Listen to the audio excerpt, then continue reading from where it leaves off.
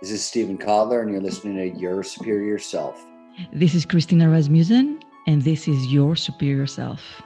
Hi, this is Dave Meltzer, and this is Your Superior Self. Hi, I'm Anita Murjani, and this is Your Superior Self.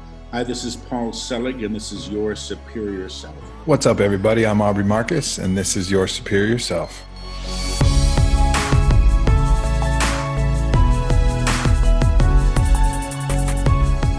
What is up, beautiful people? Welcome back. I'm Trey Downs, and this is Your Superior Self. Thank you guys for taking the time to hang out with me today. Thank you for downloading this episode.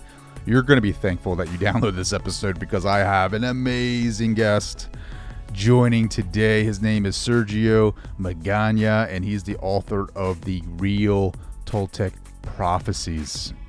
And he actually has written techniques and methods on how to tap into your dream states and create the reality that you've always dreamed about. Yeah, I'm not messing with you. This is an ancient tradition, an ancient technology that's been passed down for 1,500 years to people that are worthy enough to teach it. And Sergio is one of those teachers and practitioners. His methods have been very powerful for many of those who have faith and use them. I mean, he is really transforming culture. He's transforming the world with his techniques. And it's coming from a place that is absolutely no presence of ego, no presence of trying to get rich, no presence of any type of selfish, hidden agendas. This is all about getting the word out and spreading it and being authentic in the process and being his true self. And we have a pretty amazing conversation, to say the least. And actually, here's a little clip of that. When I was in Caves of Power, the promotion last time, she told me, if you want to do big things in America, you need a celebrity to follow you. So, for example, that night I entered in lucidity, I planted in the dream celebrity that follows me, like that. And like in 2 weeks or 3, Michelle Rodriguez from Fast and the Furious and Avatar, and then she called me and she wanted to train with me. Now is my best friend. Actually, she read the audiobook of the Real Toltec Prophecies. It's in her voice. But like those kind of things, this I tell it because it's fun and it's like, okay, what you want, manifest it, and publishers and that. But of course now I have done very deep experiences through that also of healing the relationship with my mother and of rejuvenating actually and many things. And also like the students, but that one is quite fun because it is said that in the dreaming world that is the web of the spider that is the collective dream, and then is where you can manifest things that are outside you, and that's where I planted a celebrity too. Yeah, buddy. Sergio was able to use these techniques and this technology, this ancient technology of tapping into your dream states, into your unconscious, to manifest a friendship with Michelle Rodriguez, the actor from Fast and the Furious and Avatar. And now they're working together on different levels to create awareness about these methods, about these techniques, so that everyone can start creating from this dream state or become more conscious of that. I mean, we do it all the time. I know you guys have had instances or examples of deja vu where you've been here before, and it's probably in a dream state. It's probably, more than likely, I'm pretty sure 90% of those deja vu moments have come in a dream state. I've done it. Some will argue that it's precognition, that you have this ability, that we're all intuitive enough to forecast the future and that we've experienced that. But I think it might happen first in dream states, and then it manifests itself from the non-physical to physical. Either way, you are creating your future, you're creating your reality, and whether or not you really believe that or not, it is the truth. You think about where you're sitting right now in reality and know for a fact that you've created this for yourself. Good or bad, you have to own it. It's accountability, regardless of how you feel about it. But the book that Sergio has written gives actual techniques that you can make changes, that you can utilize, and gives you all the information that you need and help creating your life. Some people think that's a little too woo-hoo. I think it's so exciting. How can you not think it's exciting that you have this opportunity to create a reality that you want, or you have more say in your life to now actually create things that you want? And I don't know if people really understand that, the power behind that. Like, it's in these books are empowering yourself, me, to create I wouldn't even say better, but a reality that you want, and be aware of that power, and to be able to, it's just so fun. Like, what can you, like, think about the things that you can produce. It's not even all about money or experience or travel. It's just more so just proving it to yourself that you can do this. Because I think a lot of people find comfort in the fact that, oh, well, woe is me, I can't do this. And they find comfort in that because now they blaming other people, externalities of power, so that they don't take responsibility for the lives that they've created. And I'm here to shatter that.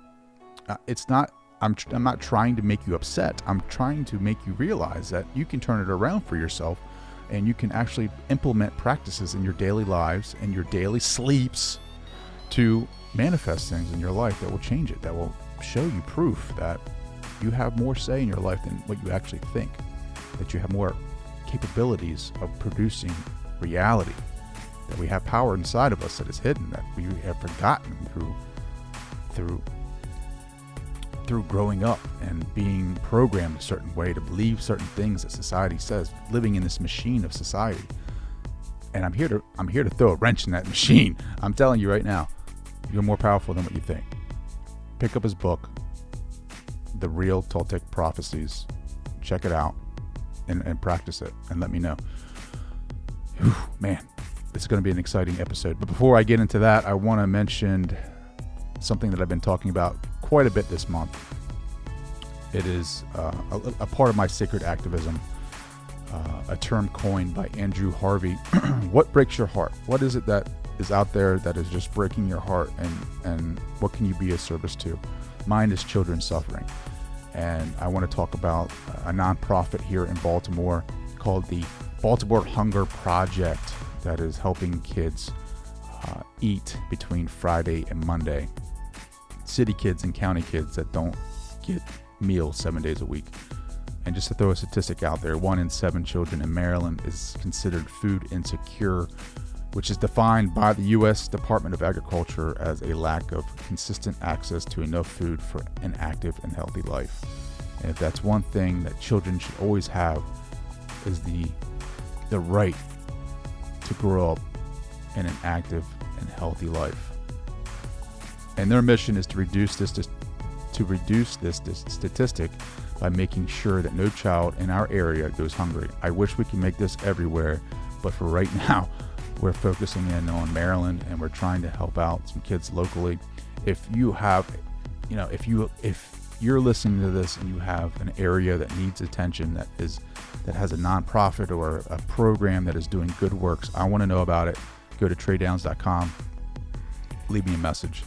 But before you go there, please go to baltimorehungerproject.org, donate $25. We'll feed a kid for an entire month.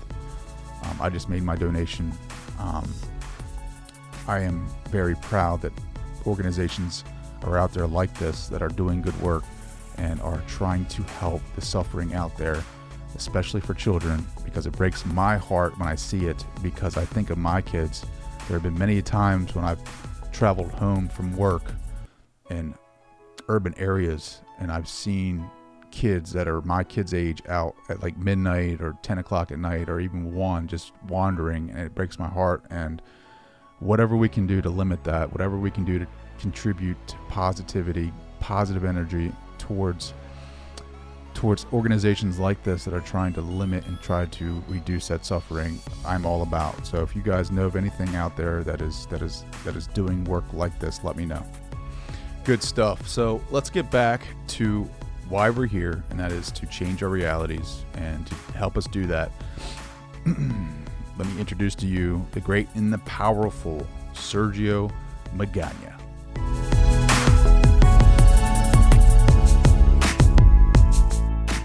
Hello, I am Sergio Magaña, and here is your superior self. Sergio, how are you? I want to say, first off, let me just say thank you for joining the show. This is going to be fantastic. I can't wait to talk to you. Thank you for joining.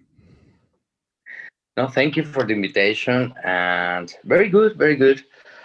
Here in this changing world, so trying to go with the flow and really happy to talk about that and being here. Awesome. So you're a practitioner, you're a teacher of a spiritual lineage, right? That began 5,000 years ago. Can you explain to us how you came into that profession? Yeah, actually, now it became like my profession, like you say, but I never was like my hobby, the things that I loved, that I believed in. I was born in a Catholic family, so it wasn't by blood, but my mother worked, so I was really raised by my nanny. The nanny was like the daughter of a healer, curandero, of an indigenous group that they live very close to Mexico City, that they are the Otomis. So she was supposed to replace her father, but the circumstances of life didn't allow that. So since I was a child, I always remember that she was doing these kind of things like smudging, like clearing you with the egg and reading it, and healing by touching your spine or your skin. So I developed like a profound respect, because I saw that it was as effective as the normal medicine that my family would have taken me to. Then, of course, I grew up, and I kept believing, but I was living like a normal life. But there was like a casting to be a radio host of a spiritual show, and I went. I was chosen, so I was on the air like 19 years in Mexico City in this radio show, in which I was interviewing people from Buddhism, Kabbalah, spirituality, science, many different things. And that show changed my life, because one of the listeners was one of the keepers of those lineages that you were speaking of, that had been transmitted from master to student for thousands of years. So he heard the show, and I don't know how, but with the voice, he said, he's the one that is going to spread like the information of my lineage into the world. And then in that radio show, we were sponsoring certain workshops of energy and many things. So he started going, and I remember him a lot, because he was interrupting and giving more information. And then in the breaks, he came and told me, okay, I didn't come to learn anything. I came to teach you. And I didn't believe it at all in the beginning, because in the spiritual world, there is a lot of people that say, I am the return of Christ, I am the return of Quetzalcoatl, or many things that then you say, oh my God. But he insisted. He came 3 times, and in the third one, actually, he explained me like the mathematics of the universe, according to the ancient Mexicans, the long count. Most of the information that I put in the book that you read comes from that first hour. And now he's one of my main teachers, Hugo Garcia, and a very good friend, actually. So the book we're talking about is the real Toltec prophecies, how the Aztec calendar predicted modern day events and reveals a pathway to a new era of humankind. Very interesting read. very cool to read about that culture and the lineage. So you talked about the radio show, and it kind of guided you to where you're at today. And you said it was kind of like, that was your job, and now you're doing this. Like, did you ever, what did that transition feel like? I mean, how did your family accept it? Like, was it okay? Like, were they okay? Like, that's cool. Like, let's do this. Or was it like any resistance?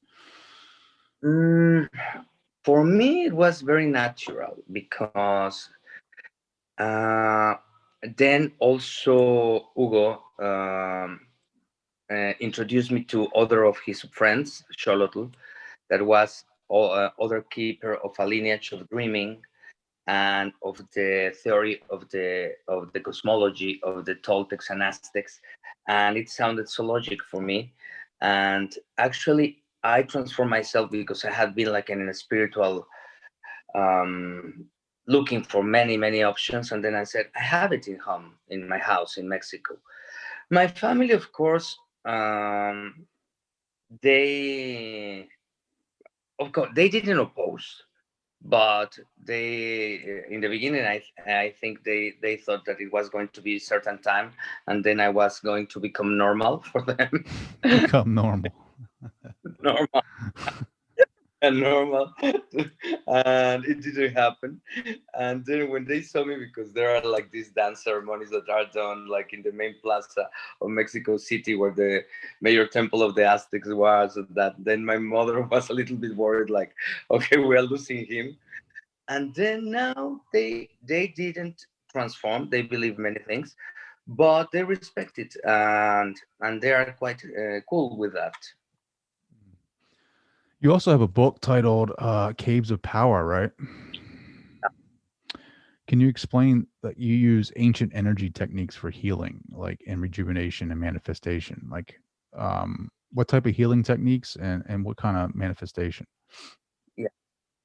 The word cave for the ancient ones was like the one to describe your inner self, what is hidden in your inside, like the caves are like hidden inside of the earth.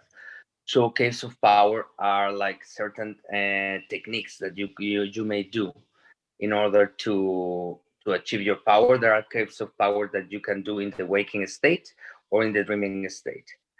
So there are like, for example, befriending certain energies, like the energy of the darkness of the night, but it's not like a bad thing, not a good thing, because that is like befriending. Nowadays, it will be name your unconscious, and it's the gap between your thoughts.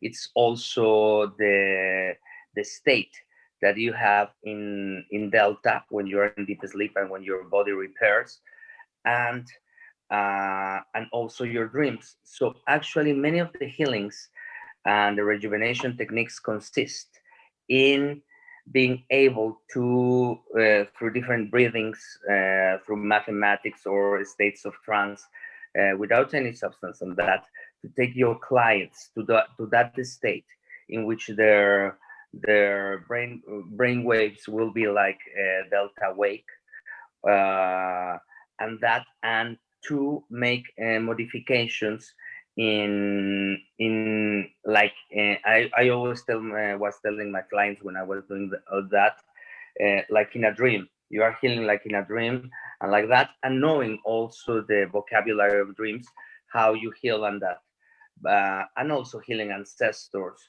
cutting, for example, the energy, the influence of your parents in your blood, and all these things that come from the in a modern way, because I modernize it, but that comes from the Toltecs, from the Aztecs, Teotihuacans.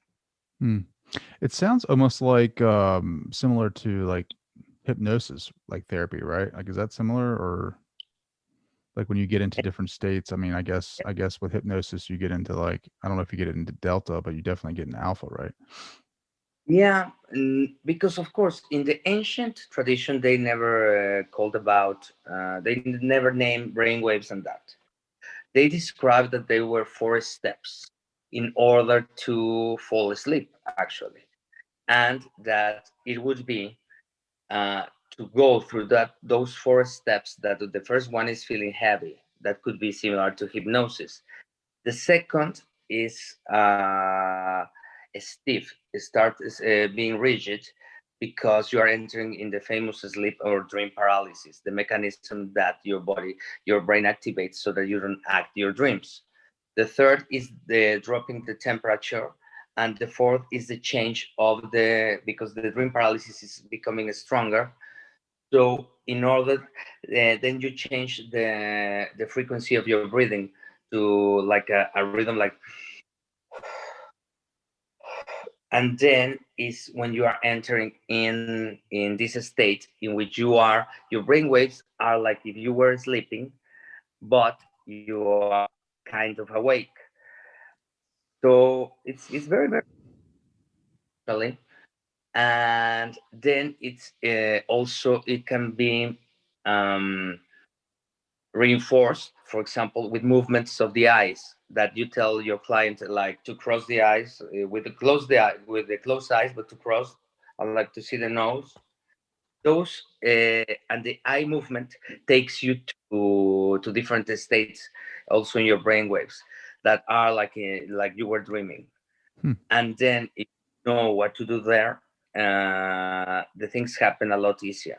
That's why I think it was a huge average of success in healings and that.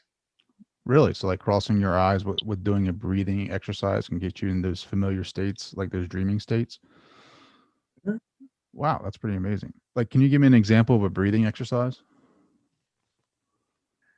For example, there are, in the ancient tradition, everything was based in mathematics.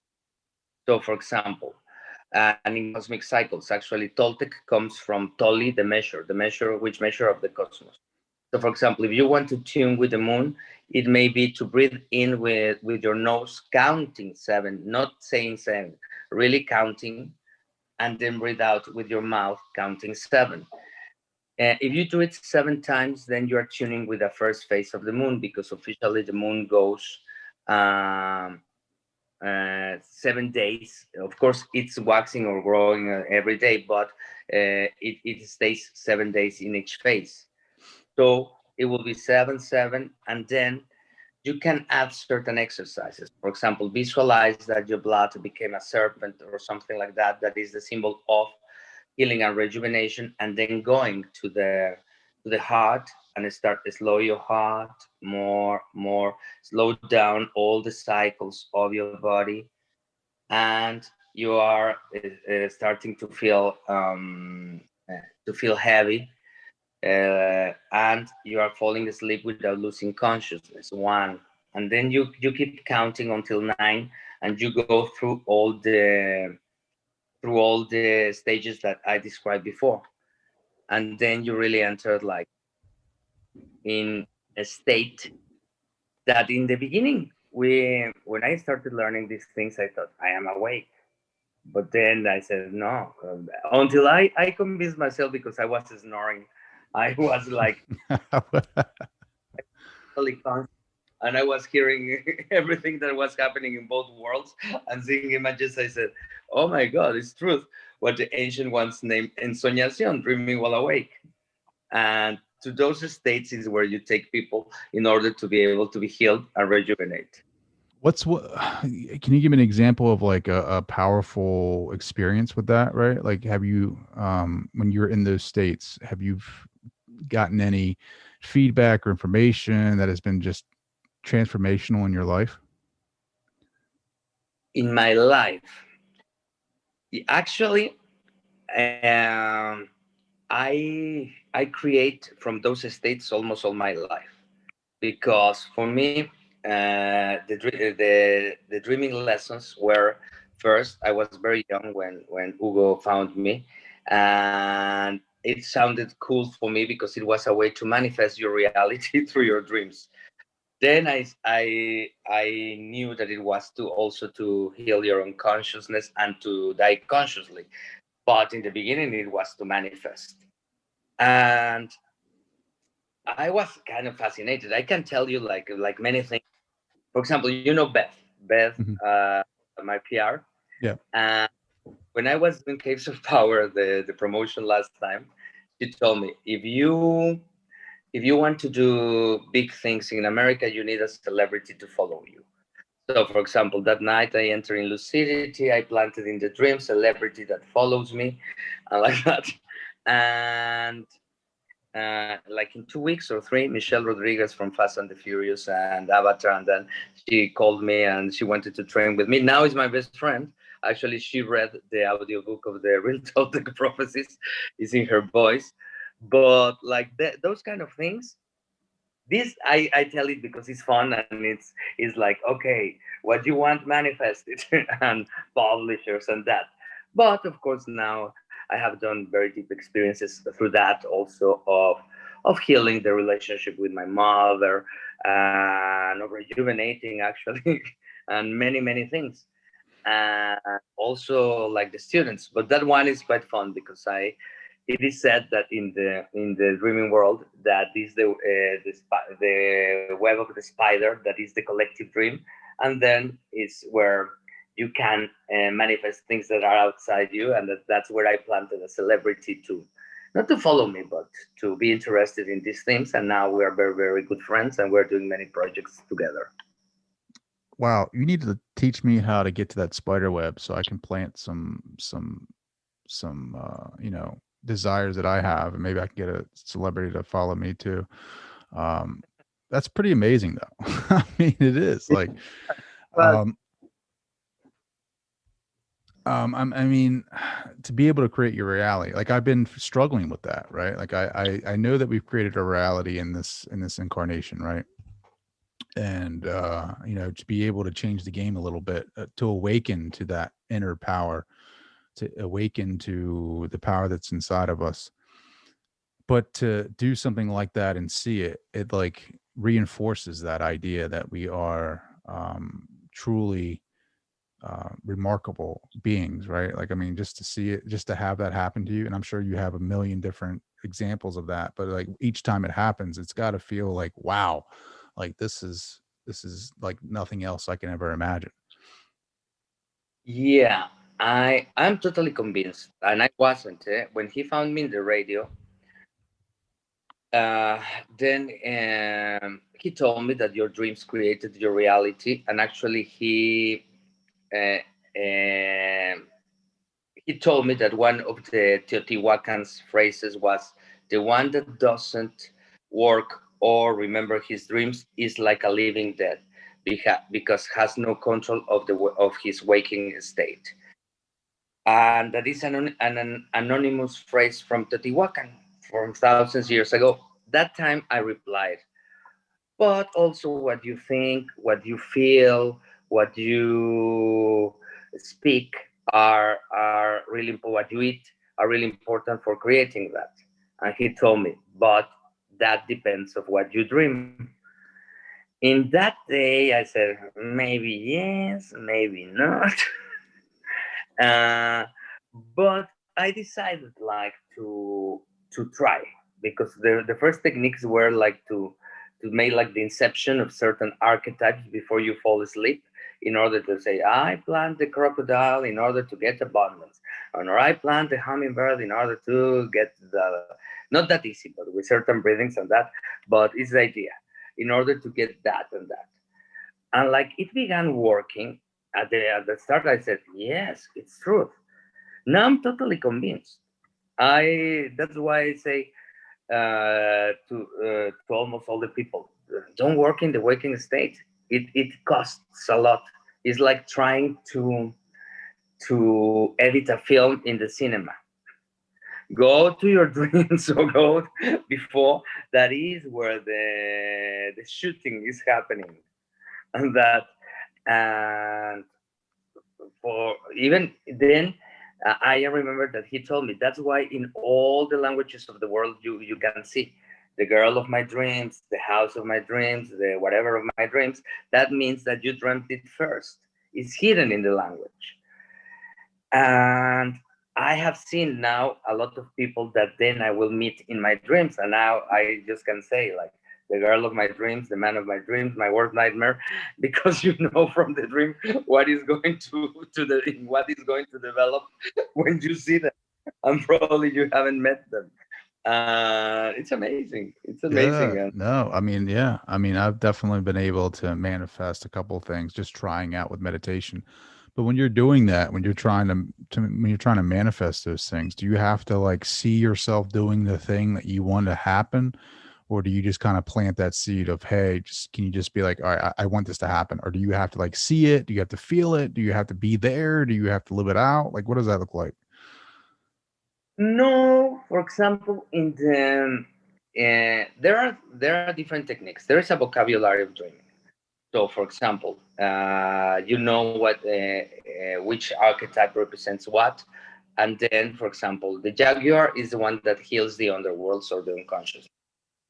So there could be like certain affirmations in the hypnagogic state before you fall asleep that today I dream with the jaguar. The jaguar heals my addiction to cigarettes. And if I see a jaguar in my dreams, I will wake up for a glimpse to remember that I saw it. Those ones are very concrete in that way, seeing certain archetypes. Of course, then it means that because it's your dream body that is coming to a jaguar, so that is healing your own consciousness. But is to see like these kind of archetypes. For example, but that when you are lucid, for example, if I wake up in the dream and I said, okay, I'm dreaming that I'm doing an interview. I don't have to keep the logic of the interview. Probably I could have say rain and purify my emotions or whatever things that you know of them about what you want to manifest.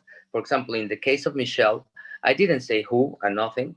I just got lucid and I said, okay, the spider web. And I saw the web and it was like a finger, boom, in touching one point of the web. And I said, celebrity that follows me. Because those points in the spider web that unify many threads are like points in time in space, but it happened really quickly.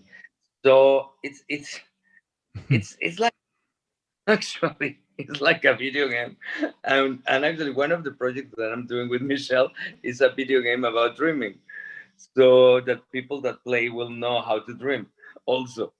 I'm gonna But get that video game for sure. And your practices too, right? Like, so I'm still learning a little bit more about you. So you have a prophecy book, right? And you have the years, like you talk about 2012, we talked about 2021 this year, and then 2026, and it's all mathematically related, right? And it's very sophisticated stuff. Are you able at all to like see individual prophecies? Are you able to see individual futures or anything like that with your practice or your healing or anything like that? yeah, in dreams there is a way to enter in prophetic dreams. Uh, I'm able, but that's not the part of the dreaming work that I like, because like everyone, you may like certain things. I prefer the things of creation, and I prefer also the things of healing through dreams. But it's just the matter of, for example, if you appear in the dream, if you go to where your mind is, for example, if I see myself like my energetic double, like the hand here, and I go here, boom, and I cross, I will open the future. Of course, you need to open the future asking something, because if not, the future is huge. So the people that have prophetic dreams, actually, what happens to them is that they, in the way that the energetic body moves, is towards their mind. It doesn't happen to too many people because when it touches your mind, many people wake up, so they don't know that they are seeing the prophecies, or they don't get there.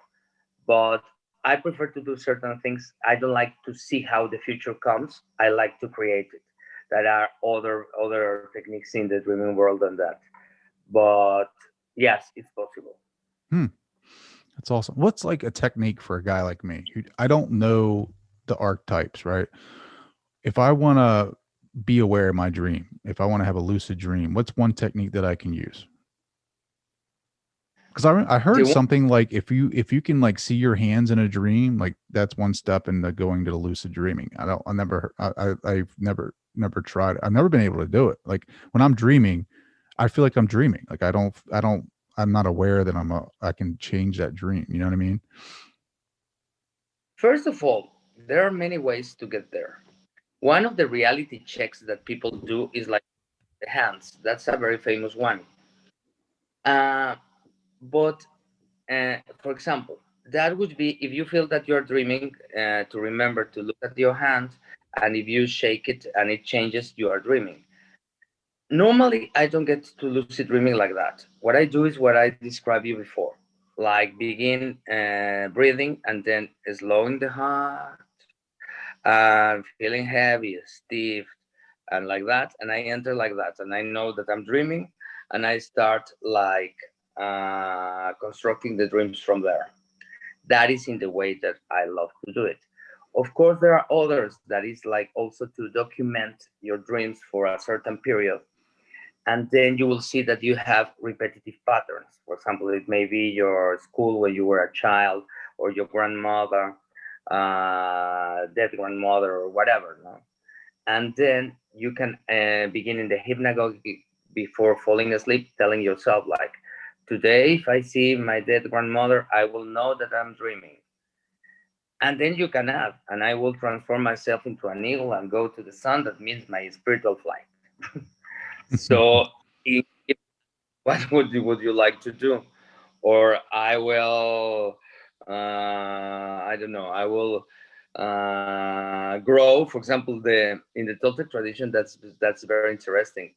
And I didn't believe it until I saw it. The people that impress you or that you like a lot, like in a certain way, or that you feel or you fear in the dreams, because normally people just see the stories, but they don't see details. So you will see them bigger than you. Even probably in this life, in the waking state, they are shorter, but they will look bigger than you. And one of the self-esteem ways in the Toltec tradition to heal that is to make you yourself grow, at least to the same level of the people that you admire, or even higher. That is awesome, man. There is I looked at your website and there's a poem on here.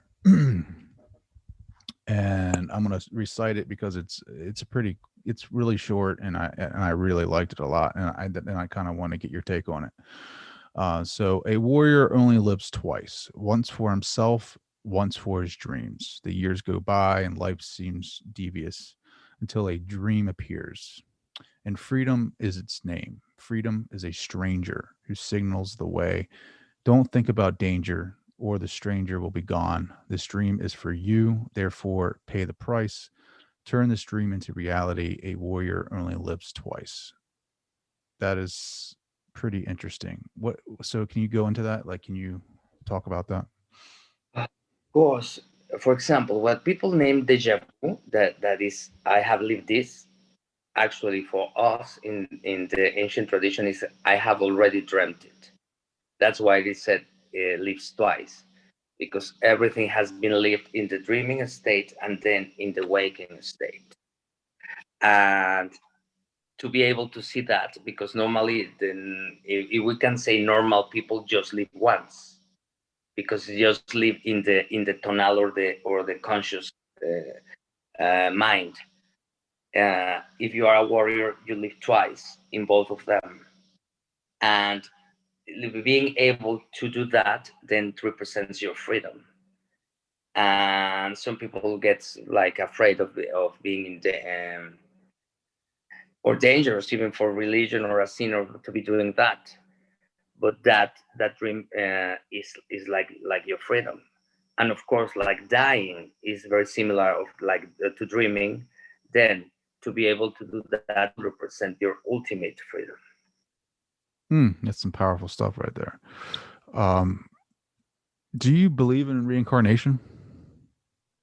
Yes. Yes. I've become fascinated with it. So like near-death experiences, reading those books, understanding like what the other side is like. Have you ever experienced that from the dream state? Like what the other side, like the non-physical, is like? Yes, actually, there are like practices of what is called conscious dying. That is slowing the heart much more, and also it's complemented. For example, I did it in certain retreats with snake venom, not in the doses to die, but if you know how to do it, because it's were ancient practices, then the venom paralyzes you completely, much more like that in a sleep paralysis. So a certain part of you feel that you are dying, and then to practice in the way that it was described, and the first experience in your mind, what is going to happen, then what happens when the mind joins the soul, and what you should do, and then when you go to see your spirit or the dazzling darkness, and then how you would leave your body and decide a destiny, or the sun or the Pleiades to become like a kind of angel, but be built in, or the Nahual here. So there are a lot of teachings that cover even the material of dreaming. I haven't had like an experience of an accident or something like that, but I have practiced a lot. Actually, it is said that first you have to practice every 20 days. Then if you feel by intuition that you are closer, every 13 days. Then each one, your death, like once a week, then every 4 days, and then every day. And that the best thing that could happen to you is to die while you are doing it, because you will go to the place where it is. And actually I practiced my death. And the closest that I was of seeing the effectiveness of these practices was the earthquake that was in Mexico like 3 years ago. That my building is really damaged; it almost fell down. And in a certain part, when I saw the things falling down and everything, I said, "Okay, that's it. I cannot." I was in a 10th floor. I said, "I cannot go down. I cannot go anywhere." So. And part of me said, please, don't. And then I thought, okay, if it falls, half of me would love to be rescued. But the other part said, okay, let's see. It's a huge opportunity to try to prove if the conscious dying things are really true. I don't know, but at least I thought that I was going to be less desperate than everyone else between the pieces of building, because at least I was going to be trying slow the car, slow go from the chest, and that gave me so much peace that I said, okay, it's worth it, even if it doesn't work at then, but it gives you like that sense that you know how to do something, that certainty. So you've actually tried the conscious dying, like the snake venom. You've done that? Yeah, many times. And actually, in my retreats, that people came to Mexico from all over the world, where I was giving them venom. Of course, we know how many drops in order that it's completely safe, that just paralyze you. Let's hope you get that measurement right. Like seriously, like. Let's not go too much. And first, and then where do you get the venom from? Is there like a snake shop that you can go get? I got it from the university. There is a university of nature things, agriculture, and that they have like the snakes there. They are milking them to create medicines for cancer and that. and also they so one there was one of the biologists is my friend, and he knew that I was practicing the ancient tradition, so he gave me venoms of a snake, That's of awesome. and that.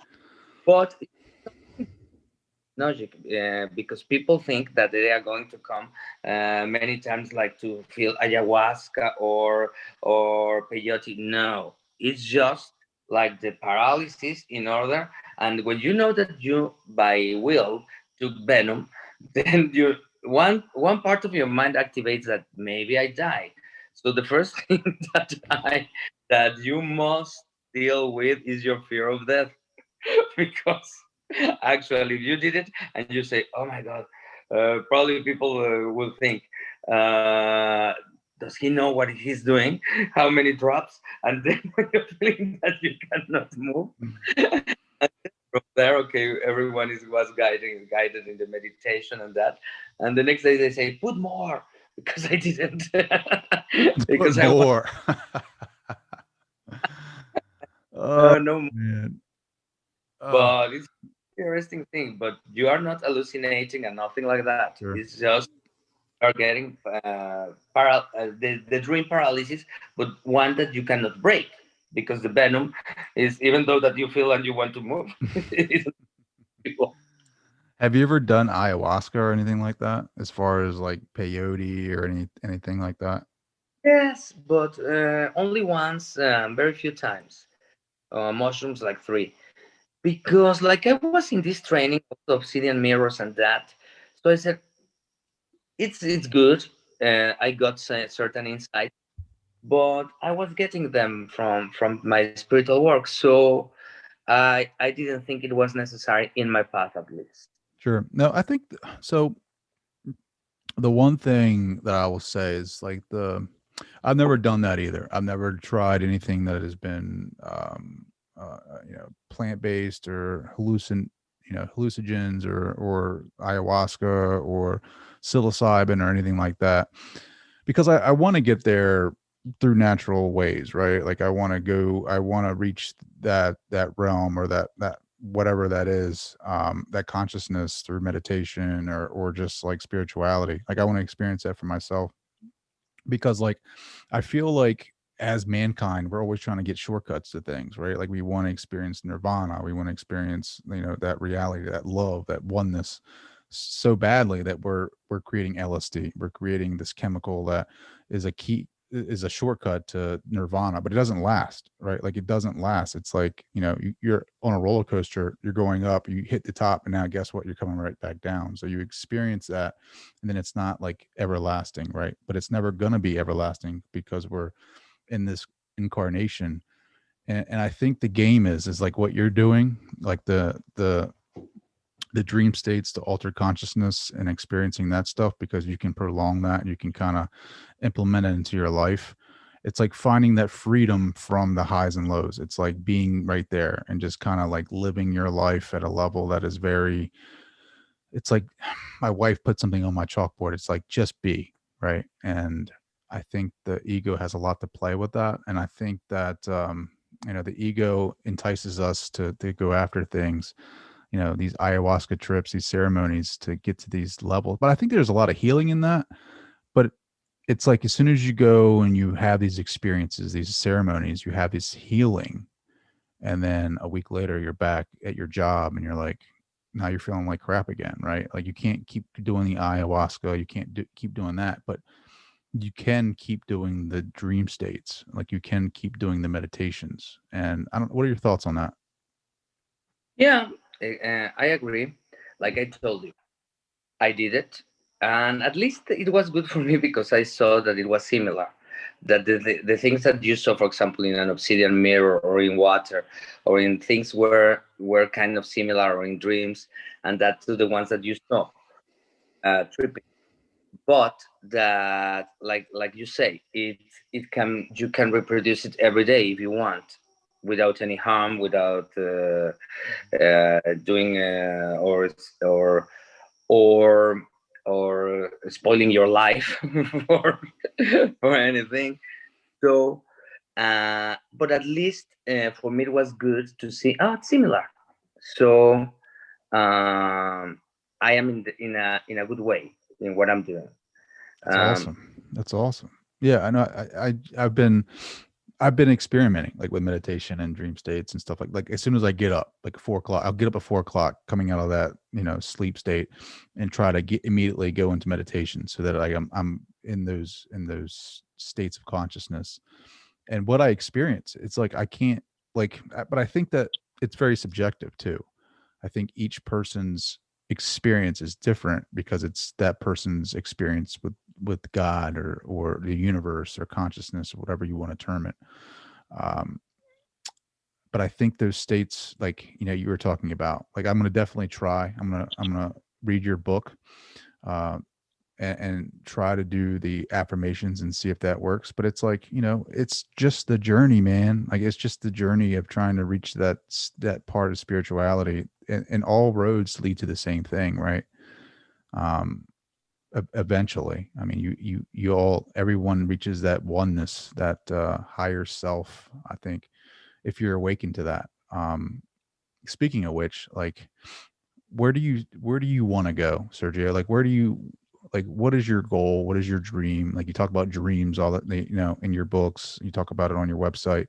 Like, what is your ultimate dream? In some years ago, my dream actually that was like to preserve and to spread something that was almost extinct, that was like the Toltec and Aztec ancient practices. And I think that was like fulfilled. Now I have like more dreams, even like the video game. The idea of the video game was because I was with one of a very brilliant friend that he told me, if you want to reach millennials, they don't like spirituality. You should do it like a game or something like that. So to spread it like that, to live a better world, to help in this transition with the information of the knowledge. But now I feel quite happy with me. So with what I have done. So not from the ego. Like it's just like I see like my dream would be like keeping this way, doing good things, and to die consciously, or to find something that interests more my consciousness in order to keep on.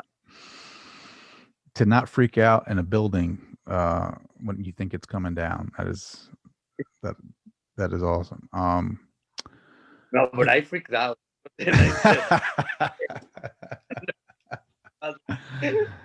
First I was like, Mother Earth, don't do this. Don't take me, I'm not ready. But I am going to meditate later, and I definitely want to experience you. Just don't take me now. Okay, then I'll see if I can really go to the sun and all these kind of things. Well, it's interesting though, like the virtual reality part of it, because we're definitely coming to an age where virtual reality is a thing. My son just got a virtual reality thing for Christmas, and it is phenomenal. It's like the Oculus thing with Facebook or something like that. And VR and AI are going to be so big in the upcoming years. Like, I think like you're going to be able to do teachings, like I believe this 100%, like you'll be able to do your teachings in a setting that is, you won't have to leave your house. Like you'll be able to have like an avatar, and you'll be able to teach them, these dream states, and do that from the comfort of your house. I mean, obviously you can do that. I think, can you do that now on Zoom? Yeah, that changed last year. That of course I was all over the world. Now it's on Zoom, but then I know that it's going to evolve to other things. Yeah. Well, I follow Peter Diamandis, and he has he's the guy that's, he's big with AI and technology and SpaceX and stuff like that. he talks big about like avatars and AI, where like people are actually going to have like, if you, let's say we ever get back to the point where we have conferences and things like that, and you have like your students, you have like over 100,000 students. Let's say you get to the point where you have people come back into the conferences, like you're going to be able to have an avatar there at some point, like a virtual, maybe even like some type of hologram of you giving like a class on your expertise. It's crazy what the world's coming to. So good on you for going after the video game world. Like the younger generations are, you're definitely right. Like they're definitely more attracted to the artificial gaming. I mean, that's one way to connect with them, right? I can't get my son off of Fortnite. So I mean, any way you can connect with them to teach them about your experiences, your culture, your traditions. I mean, that's fascinating. I just wonder how you're going to do that, right? Like, how can you transition, your teachings into a video game? Like a game, is the secret is not telling them that you are teaching anything.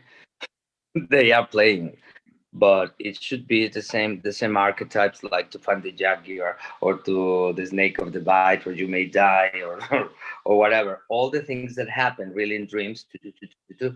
And eventually, I think it's if you play it a lot, then you will dream it, because it happens, and then you will have like this kind of benefits. So that's why we are really, really like, I think in a like you say, in a very futurist way, trying to improve the world. And that's the main project that I'm doing. Like I said, because it started with a dream. I planted a celebrity, but a very high evolved celebrity that wants to do these things with me. Michelle Rodriguez, she's from Fast and Furious and Avatar, right? Yeah. So you guys are best friends now? Yeah. Nice. And this is all because of your techniques and affirmations and going into the dream world and planting that seed and putting it out to the universe and saying, help me with this. And this has been able to be manifested. That is incredible. Like, could you ever imagine, like, seriously, when you met your teacher, when you were back in the day, I mean, you couldn't have ever imagined that this is where you're standing today. No, not at all. Never. And to have that power of manifesting things and that and options, and of saying, okay, fall down building, I will try. No. Very far away. And that's awesome. why I, in a very humble way, I try to teach everyone and to tell them it's true. Experience it. Don't trust in me. Experience it. Reach out to Sergio. Like, let him know. How can people reach out to you? How can they get in touch with you? My website is sergiomagana.com. I have also a Spanish and a Facebook, an English Facebook, Sergio Magaña, and Sergio Magaña Toltecayotl. That is Spanish. Nice. Sergio, what do you want your legacy to be?